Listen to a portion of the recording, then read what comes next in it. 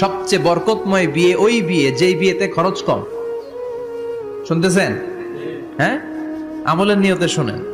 ফাতিমা রাদিয়াল্লাহু তাআলা আনহার সাথে সাইয়েদনা আলীর বিয়ে হলো। ফাতিমাকে যে বিষ্ণু বললেন, আলী আমার কাছে এসে তোমার কথা বলেছে, তুমি কি রাজি? ফাতিমা কোনো কথা বলে না। আবার জিজ্ঞেস করা হলো, কথা বলে না। ফাসাকাতাত, চুপচাপ। তিনবার বিশ্বনবী জিজ্ঞেস করলেন, তিনবারই চুপচাপ। আসুকুতু নিসফুর রিদা, মেয়েদের চুপ থাকা সম্মতির অর্ধেক। জোরে কোন ঠিক কিনা? কি লজ্জাবতী নারী, কিছু বলেই না। তার মানে বাবা যেটা ডিসাইড করবে ওইটাই। ফাতেমার সাথে সাইয়েদনা আলীর বিয়ে হয়ে গেল।